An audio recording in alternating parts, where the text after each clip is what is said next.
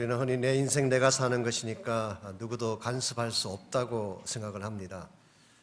그래서 내가 인생의 계획을 세우고 내가 그 계획을 추진하면 내가 원하는 결과와 열매를 맺을 수 있다고 생각하죠. 그러나 과연 인생이 내가 뜻하는 바대로 계획한 대로 진행이 될까요? 이미 우리가 경험한 바처럼 결코 그렇지 않습니다. 나의 뜻과 상관없이 흘러갈 때가 훨씬 더 많습니다. 우리 뜻대로 우리 계획대로 다 될 줄 알지만 결코 그렇지 않습니다. 내 인생이니까 내가 책임진다 큰 소리 치지만 그 책임진다는 큰 소리만으로 충분하지 않습니다. 우리의 인생 뒤에는 우리보다 훨씬 더 크고 광대한 다른 손이 있습니다. 그 손이 우리 인생을 컨트롤하고 주관하고 다스리는 것입니다. 바로 그 손이 하나님의 손입니다. 인생을 내가 마음대로 주무를 수 있는 것이 아니라 내 뒤에 계시는 하나님이 내 인생을 주관하시는 주권자가 되십니다. 인간사에 일어나는 수많은 일들, 우리가 흔히 말하는 생사화복이라고 하는 그 모든 일들이 우리 뜻대로 되는 것이 아니라 하나님의 다스림 속에 일어나는 것입니다. 인류 역사 자체가 우리 마음대로 되는 것이 아닙니다. 시작과 진행의 모든 과정 속에 하나님이 인발하십니다. 역사 속에 수많은 제국이 등장했다가 망하고 수많은 왕들이 등장했다가 사라지고 수많은 전쟁이 일어나고 수많은 사건이 벌어졌습니다마는 그러나 우리 인류 역사라는 큰 열차를 운행하시는 분은 하나님 자신입니다. 여러분과 제가 이 사실을 바로 깨닫고 하나님의 절대적인 주권 앞에 순복하고 믿음으로 나아가야지 우리 인생이 바른 목적을 향해 나갈 수가 있는 것입니다. 오늘 이 시대에 하나님께서 이 모든 세계 역사를 주관하시고 여러분 한 분 한 분의 인생 개인의 삶을 그분이 다스리고 이끌고 계십니다. 우리의 동의를 받지 않습니다. 나의 결정에 영향받지 않습니다. 하나님은 하나님이 정하신 바대로 인생을 이끌어 가시기 때문에 가장 중요한 질문은 과연 이와 같은 하나님의 다스림 속에 내가 신앙으로 순복할 것이냐 불신앙으로 리젝트할 것이냐, 여기에 따라서 우리 삶의 열매도 달라지게 되고 도착할 종착역도 달라지게 되는 것입니다. 여러분들은 과연 하나님이 지금도 역사를 이끌어 가시고 우리 시간을 주관하시고 우리 개인의 삶을 진행하고 계시는데 이 하나님 앞에 어떤 자세로 어떤 믿음으로 살고 계시는지, 우리가 어떤 모습으로 이 하나님의 역사 앞에 서야지 우리가 바른 목적지를 향해 나아갈 수가 있을까요? 오늘 같이 봉독한 이 본문을 통해서 이것을 함께 나누어 보려고 합니다. 오늘 본문의 말씀은 인류 역사의 마지막을 향해 달려가고 있는 하나님의 계획에 대해서 자세하게 기록을 하고 있습니다. 여러분께서 아시는 바대로 오늘 이 본문이 다니엘서 전체의 결론 부분이죠. 제가 자료를 봤더니 6월 달에 다니엘서 강의를 시작했더라고요. 한 5개월 정도 다니엘서를 같이 묵상했는데 오늘이 드디어 대단원의 막을 내리는 시간입니다. 다니엘서는 12장으로 구성이 되어 있는데 크게 두 부분으로 나눌 수가 있습니다. 1장부터 6장까지 전반부는 좀 퍼스널한 스토리를 소개하고 있습니다. 즉 다니엘과 세 친구의 신앙생활을 통해서 이번 바벨론 포로 중에도 믿음을 지키는 믿음의 절개에 대한 내용을 전반부에서 소개를 했죠. 그리고 7장부터 12장까지를 가면 히스토리컬 파트가 나옵니다. 역사적 부분이 나오고 어쩌면 하나님이 이 부분을 소개하기 위해서 다니엘서를 기록하게 했을 가능성이 많습니다. 다니엘이 살았던 바벨론 제국 시대부터 출발해서 페르시아 제국, 헬라 제국, 그리고 나중에 시리아 왕국까지, 그리고 더 나아가서는 로마 제국과 세계 종말까지를 다니엘서 전체가 내포해서 소개를 하고 있습니다. 지난주에 나눴던 것처럼 역사의 마지막 시점에 드디어 적그리스도가 등장을 하게 되고 적그리스도가 온 후에 환란이 벌어지고 그 이후에 예수님께서 오셔서 온 세계 인류 역사가 종결을 짓게 된다는 말씀을 드렸습니다. 오늘 보면 4절을 보시게 되면 하나님이 다니엘에게 이와 같은 묵시의 말씀, 계시의 말씀을 다 주신 후에 마지막으로 이렇게 분부를 하십니다. 다니엘아, 마지막 때까지 이 말을 간수하고 이거를 봉합하라. 여기 이 말, 이 글이라고 하는 것은 지금까지 하나님이 보여주신 묵시의 말씀을 말하는 것입니다. 이것을 간수해라.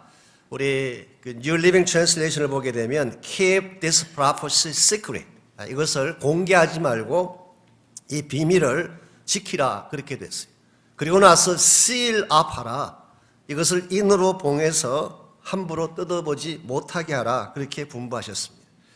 이 말씀은 하나님이 다니엘에게 주신 묵시를 영원토록 닫아두라 그런 뜻이 아니라 마지막 때가 될 때까지는 열어보지 말라는 거예요. 하나님이 정하신 때가 되기 전에 이것을 열게 되면 혹시 그 말씀 자체가 손상을 입을 수도 있고 혹은 그 말씀을 잘못 받은 사람들이 혼란을 빚을 수가 있기 때문에 하나님은 다니엘에게 묵시의 말씀을 주신 후에 마지막 때까지 하나님이 정하신 때까지는 오픈하지 말라고 명령한 것입니다. 실제로 요한계시록 22장 10절에 보게 되면 마지막 때죠. 이거는 예언의 말씀을 인봉하지 말라 때가 가까우니라. 다니엘에게는 seal하라고 말씀하신 하나님이 사도 요한에게는 open the seal, 이 seal을 열어라 그렇게 말씀하셨어요. 그러므로 오늘 이 다니엘을 통해 주어진 이 모든 묵시의 말씀은 다니엘 시대는 아니지만 마지막 때가 되면 반드시 공개되어지고 반드시 집행되어져야 될 하나님의 계획을 말합니다.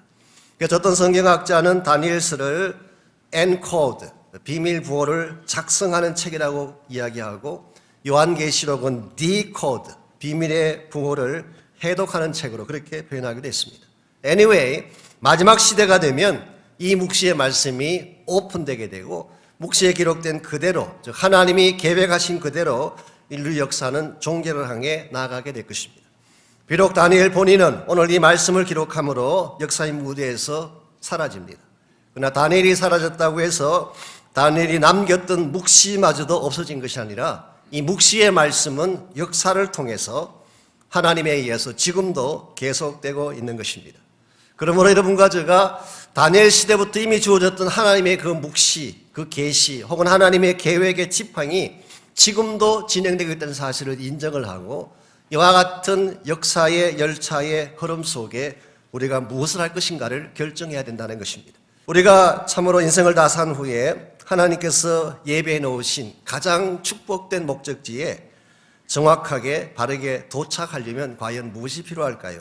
오늘 본문을 통해서 세 가지를 여러분과 함께 정리하려고 합니다. 우리가 하나님의 목적지에 도착하려면 제일 첫 번째로 필요한 것이 인생의 해답자를 만나는 것입니다. 우리 인생에는 질문이 많습니다. 여러분의 가슴 속에도 많은 질문이 있고 저의 마음 속에도 풀리지 않는 많은 질문들이 있습니다. 이 인생의 질문에 대한 해답을 과연 누가 줄 수가 있을까?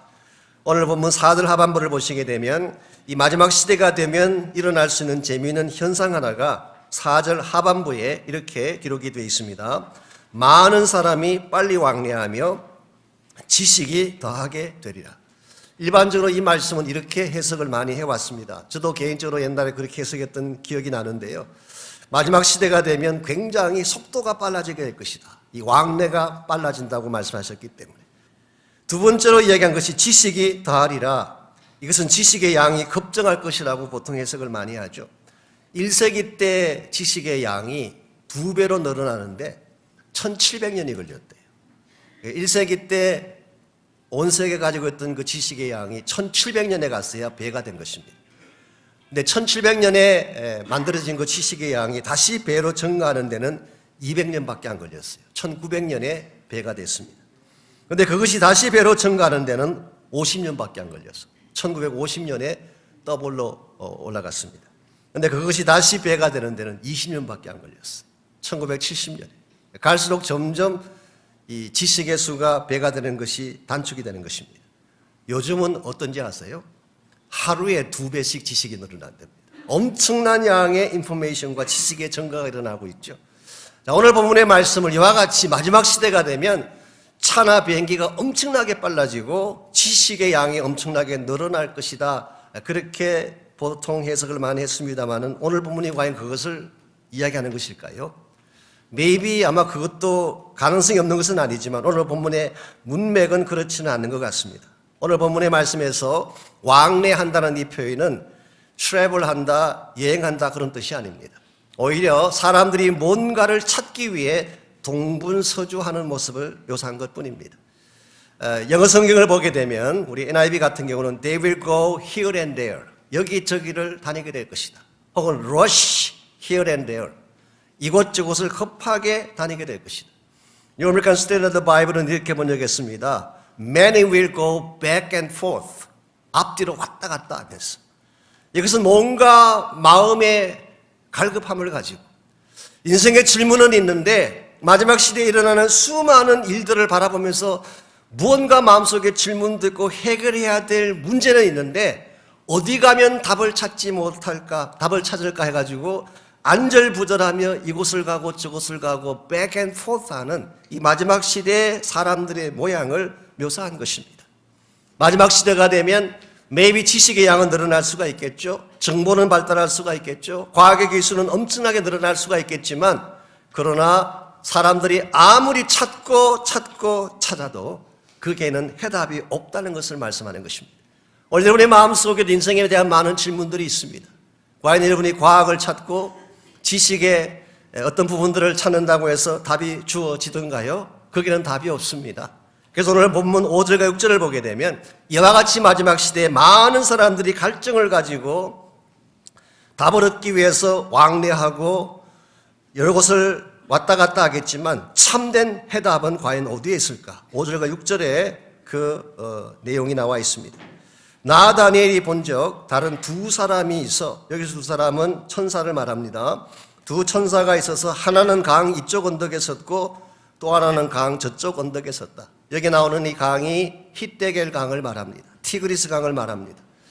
티그리스 강의 폭이 제법 넓다고 합니다. 그래서 이쪽 언덕에 천사가 하나 서 있고 건너편 언덕에 또 천사가 서 있어요. 그런데 6절에 보니까 강 한가운데에 그리고 위쪽에 또 한 분이 등장하고 있습니다. 그런데 그분은 세마포 옷을 입고 있다고 설명을 합니다. 그 중 하나가 세마포 옷을 입은 자, 곧 강물 위쪽에 있는 자에게 이르되 이 놀라운 일의 끝이 어느 때까지일까라고 질문을 했어요. 여기 등장하고 있는 강 한가운데 계시면서 천사들보다 더 위쪽에 계시는 그리고 세마포 옷을 입고 있는 이분이 과연 누구일까요? 여러분이 짐작하시는 바대로 성육신 하시기 전에 예수님입니다. 지난번에 히데겔 강가의 묵시를 소개할 때 이미 소개해드렸습니다. 히데겔 강가에 세마포 옷을 입은 그리스도가 나타나셔서 다니엘에게 묵시의 말씀을 주시는 것을 설명드렸는데 오늘 본문에서 바로 이 천사들이 바로 그분을 향해서 질문을 던진 것입니다. 그때에 이분이 천사들의 질문을 받고 7절에서 답변을 주고 계십니다. 이런 면에서 마지막 시대에 수많은 질문이 등장하고 수많은 사람들이 찾고 싶어하는 그 해답의 근본 정체가 바로 예수 그리스도인 것을 알 수가 있습니다. 실제로 요한계시록 5장에 보게 되면 사도 요한이 환상 중에 두루마리 책 하나를 보게 됩니다. 이 두루마리 책이라고 하는 것, 스크롤이라고 하는 이 책은 그 안에 장차 인류의 운명과 마지막에 대한 모든 계시의 말씀이 기록되어 있는 이제 그 책을 열어야만 마지막 시대에 대한 계시를 볼 수가 있는데 그 두루마리 책은 7개의 인으로 실이 되어 있었어요.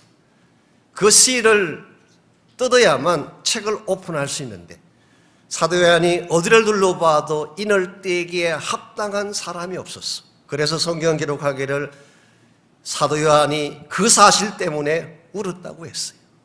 인류 역사의 운명을 안고 있는 이 책을 열긴 열어야 되는데 이 인을 뗄 자를 발견하지 못했기 때문에 그때 천사가 소개하죠. 바로 이 인을 떼기에 합당하신 분이 딱 한 분 계신다. 바로 그분이 어린 양 대신 예수 그리스도라고 소개를 하셨어요. 예수님이 마지막 시대의 해답입니다. 예수님이 여러분이 찾고 있는 모든 문제를 풀어줄 수 있는 해답이에요. 여러분이 어디를 다니시든 누구를 만나든 이 예수님을 만나기 전까지는 인생에 대한 진정한 답을 얻을 수가 없습니다. 예수님만이 여러분이 갖고 있는 모든 문제를 풀 수 있는 해결자가 되세요. 왜냐하면 그분은 우리의 창조자이실 뿐만 아니라 우리의 구원자가 되시기 때문에 죄와 사망에 대한 모든 해답을 그분이 갖고 계십니다. 그분은 길이요 진리가 되시기 때문에 그분을 만나지 아니하면 참된 진리의 길을 발견할 수가 없어요. 우리는 계속 헤맬 수밖에 없는 것입니다. 뿐만 아니라 그분이 모든 축복의 근원이기 때문에 그분을 만나야만 여러분이 소원하는 모든 니드들을 체험받을 수가 있습니다. 그 예수 그리스도 안에 참된 기쁨이 있고 행복도 있고 치유도 있고 회복도 있고 여러분이 꿈꾸는 미래도 그분 안에 있기 때문에 여러분이 예수를 만나기 전까지는 참된 답을 얻을 수가 없습니다. 두 번째로 하나님의 계획을 받아들여야 돼요. 하나님의 플랜이 있는데 이 계획을 여러분이 수용할 때에 하나님이 원하시는 목적지로 함께 갈 수가 있습니다. 7절에 보시면은 드디어 세마포를 입은 예수님이 하나님의 계획에 대해서 설명을 하십니다. 내가 들은즉 그 세마포 옷을 입고 강물 위쪽에 있는 자가 자기의 좌우 손을 들어. 일반적으로 아주 중요한 이야기를 할 때는, 맹세하는 이야기를 할 때는 오른손을 들고 하죠. 근데 예수님이 양손을 다 들었어요. 그만큼 심각하고 시리하게 하신다는 뜻입니다. 양손을 다 들어서 하늘을 향하여 영원히 살아계시는 하나님을 가리켜 맹세하여 말하기를 반드시 한때, 두때, 반때를 지나서 성도의 권세가 다 깨지기까지니 그렇게 되면 이 모든 일이 끝나게 되리라고 설명을 하셨습니다. 여기서 한때, 두때, 반때라고 하는 시간이 다시 나옵니다. 지난주에 잠깐 소개드린 것처럼 아마도 대환란의 기간이 아닌가 생각합니다만은 한때, 두때, 반때는 3년 반을 의미하죠. 요한계시록 12장 6절에서는 이것을 1260일이라고 표현을 했어요. 왜냐하면 유대인들의 그 캘린더는 1년이 365일이 아니고 360일로 카운트하기 때문에 1260일이 바로 한때, 두때, 반때, 3년 반의 기간에 해당되는 것입니다. 그래서 이 기간이 끝날 때까지는 성도들이 고통을 당하겠지만 이게 끝나면 예수님께서 이제 오시고 그리고 주님이 예배하신 우리 천년왕국, 우리 모두의 마지막 최종 목적지가 만들어지게 되는 것입니다. 여기까지는 나름대로 앞뒤가 맞는 것 같은데요. 우리 11절, 12절을 보게 되면 조금 우리를 혼란하게 만드는 수치가 나옵니다. 11절, 매일 드리는 제사를 폐하며 멸망하게 할 가증한 것을 세울 때부터, 즉 그리스도가 환란을 시작하는 그 시점부터입니다. 즉 3년 반의 시작부터 1260일이 아니고 1290일이 지나야 된다고 말씀합니다. 30일이 더 플러스 됐어요. 그 다음 절은 조금 더 플러스가 됩니다. 기다려서 1335일까지 이르는 자는 복을 받게 되리라.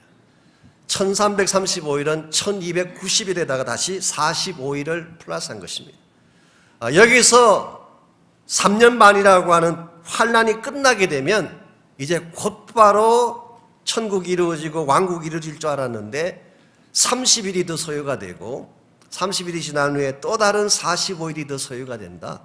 이게 과연 무슨 뜻인가? 이 30일 혹은 45일 동안에 뭘 하신다는 것인가?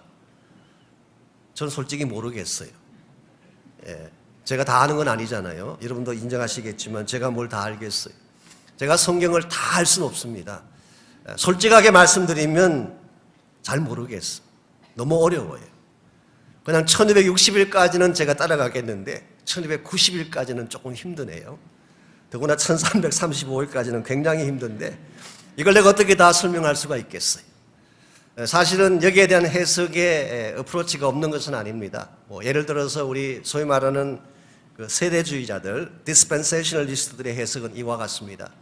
1265일 대환란이 끝난 후에 예수님이 재림하신 건 맞습니다. 그런데 그 이후에 30일 동안 뭘 하시냐고 하면은 유대인들을 심판하는 기간이래요. 그래서 예수님 비유 말씀 중에 열처녀 비유가 나오잖아요. 신랑이 오는데 좀 더디 왔어요. 그래서 열처녀 중에 5은 기름을 준비했기 때문에 잔치 안에 들어오고 기름을 준비하지 않았던, 즉 준비가 안 된 5처녀는 바깥에 서서 울며 이빨을 가는, 여기 나오는 5처녀가 바로 유대인들 가운데에 예수님을 맞이하지 못할 유대인들, 바로 그들에 대한 심판이 30일 동안 진행된다는 것입니다. 그리고 나서 45일 동안은 뭘 하는 거냐? 역시 예수님의 비유 가운데 보면은 양과 염소의 비유가 있습니다. 이것이 바로 마지막 시대에 주님께서 불신자들, 즉 예수 믿지 않는 모든 인류를 우리가 염소라고 이렇게 표현했을 경우에 온 인류를 심판하기 위한 시간이 45일. 그렇게 그분들은 설명을 하십니다. 그러고 나서 천왕국이 이루어지고 하나님의 나라가 완성되어지는, maybe 가능한 설명일 수도 있죠. 그러나 확실하다고 말하기는 좀 그렇습니다. 그저 좋게 말해서 educated guess, 아주 잘 교육받은 사람들의 guessing까지는 가능하겠지만 절대적으로 이것이다라고 말하기에는 여러 가지로 좀 모자라는 것이 있습니다. 나중에 제가 천국 가면 예수님께 한번 여쭤보려고 그래요. 도대체 이 숫자가 뭐냐고 너무 헷갈렸다고 물어보고 싶은데요. 여러분 여기서 중요한 게 뭔지 아십니까? 여러분이 이 숫자에 대한 의미를 다 깨닫고 30일, 45일에 대한 디테일을 다 아는 것이 중요한 게 아닙니다. 하나님이 설정하신 기간이라면 그것은 하나님의 주권에 속한 거예요. 우리가 다 알 수도 없고 깨달을 수도 없습니다. 그게 정상이에요. 하나님의 절대 주권을 가지고 하나님이 진행해 가시는 모든 인류 역사의 플랜을 어떻게 우리가 다 알 수가 있고 다 계산할 수가 있겠어요? 모르는 것이 어쩌면 정상이에요. 그럼에도 불구하고 우리는 하나님이 어떤 분인가를 알기 때문에 이 계획을 억셉트할 수가 있습니다. 즉 하나님은 여러분을 사랑하시는 하나님이시고 여러분에게 가장 좋은 베스트를 주기를 원하시는 하나님이시잖아요. 우리가 디테일한 내용은 모르고 하나님의 플랜에 대한 것은 다 이해하지 못해도 나를 사랑하시고 나에게 최선을 주기를 원하시는 그 하나님이 세우신 계획이라면 여러분 무조건 순종하셔도 돼요. 그러면 결과가 최선으로 주어지기 때문에. 마지막 세 번째로 바른 반응을 하나님께 보여야 됩니다. 저는 이것을 믿음의 반응이라고 표현하고 싶습니다.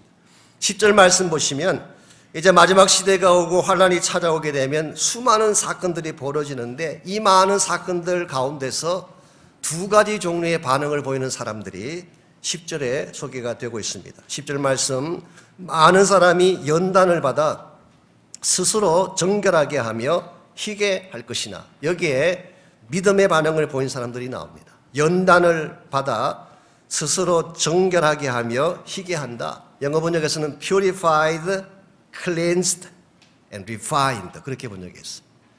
정말 믿음을 가진 사람들은 시대가 악하다고 해서 악을 따라가는 것이 아니라 자기를 purify 합니다. 연단시키는 것입니다. 그리고 깨끗하게 정결하게 cleanse, 그렇게 함으로써 refined, 마치 우리가 이게 찌꺼기가 있는 불순물이 있는 그런 쇳덩어리를 다시 녹여가지고 다시 재련해내는 것처럼 refined, 이것이 바로 믿음을 가진 사람들의 반응이에요. 참된 믿음을 가진 사람은 시대가 악하다고 쉽게 악을 따라가지 않습니다. 세상이 나를 미혹한다고 쉽게 타협하고 동화되지 않아요. 아무리 세상이 나에 대해서 힘들고 어려운 일들을 부어주어도 나를 정결케 하고 깨끗하게 하고 연단시켜서 하나님 사람답게 사는 것, 이것이 바로 믿음의 반응입니다. 그 반면에 두 번째 케이스가 악한 자들입니다. 악한 사람은 악을 행하리니 악한 자는 아무것도 깨닫지 못한다. 여기 악한 자들은 the wicked, 즉 하나님을 거역하고 하나님을 대적하는 그 악한 사람들인데, 영어 성경은 이렇게 번역이 되어 있습니다. The wicked will continue to be wicked. 악한 자들은 계속적으로 악해진다, 그런 뜻이. 우리가 사는 이 시대는 시간이 흐를수록 점점 더 어두워지고 악해져 가는 시대입니다. 우리의 소망은 더 세상이 밝아졌으면 좋겠지만 여러분과 제가 이미 인식하는 것처럼 우리가 사는 이 땅은 점점 더 악해져 가고 있어요. 과거에는 볼 수 없었던 잔혹한 범죄들이 일어나고 있고 우리의 상상을 초월하는 부패한 일들이 너무나 많이 만연되어져 있습니다. 세상은 이와 같이 시대가 종말을 향해 나아갈수록 점점 어두워지고 악해져 가지만 우리 성도들은 아무리 세상이 그렇게 변해져 가도 우리는 더 진실함을 선택해야 돼요. 약한 세대 가운데서 함부로 물들지 아니하고 오히려 깨끗하고 진실함과 바른 정당한 믿음을 회복해서 하나님을 향해 나갈 수가 있어야 됩니다. 그리고 더 많은 사람들을 하나님께로 인도함으로 말미암아 우리가 이 세대를 살면서 우리만을 위한 삶이 아니라 누군가에게 하늘의 복도 나누어 줄 수 있는 이런 삶을 살다가 가야지 언젠가 우리 모두가 세상을 떠났을 때에, 주님 앞에 갔을 때에 받을 상이 있고 할 말이 있는 것입니다. 오늘 말씀 13절 마지막 절입니다. 오늘 이 다니엘서를 총결산하면서 마지막으로 적은 13절에 보면 이 다니엘의 삶을 요약해주고 있습니다. 다니엘이 바로 그와 같이 살다가 하나님께로 간 분이에요. 너는 가서 마지막을 기다리라. 여기서 가라고 하는 것은 문자 그대로 돌아가시라는 뜻입니다. 이제 다니엘은 이 말씀을 기록하고 얼마 지나지 않아서 세상을 떠납니다. 너는 가서 마지막을 기다리라. 이는 내가 편안히 쉬다가 take a rest. 편안히 쉬다가 끝날에는 마지막 날에 주님 다시 재림하시는 그날이 되어지면 awaken. 다시 부활의 몸으로 깨어나서 내 몫을 누리라. 너가 받게 될 상급을 받아라. Enjoy your blessing forever. 여러분, 다니엘의 인생은 파란만장했습니다. 오늘 많은 분들이 다니엘 같은 삶을 살게 해달라고 그렇게 기도하지만 가만히 생각해 보십시오. 그렇게 비참하고 힘들었던 생애도 흔치 않아요. 나이 15세, 16세 되었을 때 부모 다 잃고 타국 땅에 포로로 끌려갔어요. 아는 사람 하나 없고 친척 하나 없는 그 외지에 그 어린 나이에 끌려갔어요. 그러나서 얼마나 많은 어려움과 고초를 겪었습니까? 불이익도 당하고 업무 가운데 서기도 하고 심지어는 사자굴 속에 던져지는 아픔까지 겪었어요. 이와 같이 이방 땅 바벨론 땅에서 어릴 때부터 끌려가서 70년 세월을 지나왔어요. 그 70년의 세월 동안에 얼마나 많은 힘들고 아팠던 밤들이 있었겠어요. 얼마나 많은 업앤다운이 있었겠어요. 사실 이 다니엘의 인생은 우리가 생각하는 것처럼 그렇게 화려하지 않았습니다. 파란만장한 70년간의 바벨론 생활을 했어요. 그럼에도 불구하고 이 다니엘은 그 척박하고 어려운 환경 가운데서도 하나님의 계시의 말씀을 받고 믿음을 지키고 그 하나님의 계시의 말씀을 끝까지 간직해서 지켰다가 오늘 여러분과 저에게 남기고 세상을 떠나갔어요. 그래서 주님 말씀하시기를 이제는 take a rest. 이제는 너가 달려갈 길을 다 마쳤음에 편안하게 쉬어라. 이게 성도의 죽음입니다. 성도의 죽음을 이처럼 뷰티풀하게 묘사한 적이 있나요? take a rest. 편안하게 쉬어라. 그리고 끝날이 오게 되면 예수님 다시 공중에 재림하시는 그날이 오게 되면 너가 다시 awaken. 부활의 영광 가운데 다시 깨어날 것이다. 그리고 오시는 그 영광의 주님 만나 뵙고 너의 몫을 누리리라. 너의 그 상급을, 너의 그 영원한 blessing을 You will enjoy it forever. 이것만큼 아름다운 생애가 있을까요? 여러분과 제가 인생을 살아가야 된다면 이렇게 살다가 인생을 떠나야 되지 않겠습니까? 주님 기뻐하시는 사역해야 되지 않겠습니까? 참으로 남길 만한 가치가 있는 일에 인생을 투자해야 되지 않겠습니까? 그래서 주님 다시 오실 그때에 영광스러운 그 주님을 우리의 두 팔 벌려서 맞이하고 그분과 더불어 영혼을 보내야 되지 않겠습니까? 이와 같은 소망을 나에게 달라고 기도하십시오. 그리고 이 땅에 사는 동안에 이 부르심의 목적을 바르게 감당하며 살 수 있도록 힘을 달라고 기도하십시오. 인생 웨이스트하지 않도록, 헛된 일에 낭비하지 아니하도록 정말 해야 될 값진 것에 내 삶을 걸고 그것을 위해 달려가는 나의 삶이 되게 달라고 기도하십시오.